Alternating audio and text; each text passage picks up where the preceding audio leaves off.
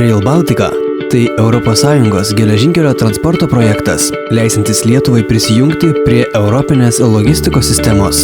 Rangos darbai rekonstruojamoje geležinkelio linijoje Marijampolė-Kazlų Rūda-Kaunas suskirstyti į 3 ruožus, kurių vieno Jese Kaunas ruožo rangos darbai buvo patikėti uždarai akciniai bendrovei Hidrostatyba. Nors šis ruožas santykinai neilgas, bet yra vienas iš brangiausių ir technologiškai sudėtingiausių. Darbų kaina siekia beveik 50 milijonų eurų, o jie buvo vykdomi veikiančiame geležinkelyje. Uždaroji akcinė bendrovė Hidrostatyba atliko pilną sankasos įrengimą ir rusiško standarto ir europiniam geležinkeliui. Bendras sankasos ilgis siekia beveik 23 km. Viso sutvarkyta ir sukonstruota 14 km rusiško standarto geležinkelio bei 8,5 km europinio. Projekto metu atlikta daugybė darbų. Pastatytas naujas modernus peronas Kauno geležinkelio stotyje. Sukonstruota 18 geležinkelio iešmų.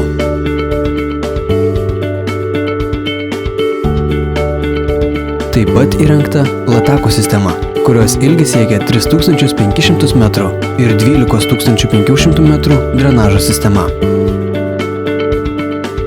Projekto metu ypatingas dėmesys buvo skiriamas kultūros paveldo objektų išsaugojimui, todėl teko įrengti ir rekonstruoti 12 pralaidų ir daudų. Geležinkelio ruože taip pat įrengta viena pėsčiųjų perėja bei 2 nuolatinės pervažos.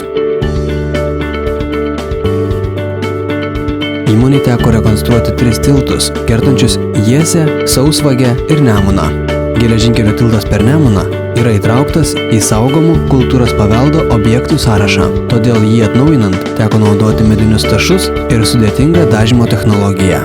Sukonstruotos geležinkelio apsauginės tvoros ilgis siekia 8,5 km, o triukšmą slopinančių sienelių ilgis 3350 metrų. Objekte įrengta 2600 metrų atraminių sienų su metalinėmis įlaidomis. Projekto metu UAB Hidrostatyba panaudojo didelį kiekį medžiagų, iš kurių 53 tūkstančius tonų sudarė drenuojantis gruntas. Šalčiui atspariam sluoksniui prireikė 64 tūkstančių tonų medžiagų, o skaldos sunaudota 77 500 tonų. Viso iškasta 110 tūkstančių tonų grunto. Ši nedidelė Rail Baltica atkarpa nuo Lenkijos Lietuvos pasienio iki Kauno yra ypatingos svarbos. Jei įrengus atsiranda neribotos galimybės keleivių ir krovinių pervežimui, logistikos bei turizmo verslų plėtrai. Keleiviai ir kroviniai iš Kauno geležinkelio stoties galės be trikdžių pasiekti visą Europą, o iš visų Europos šalių – Lietuvą.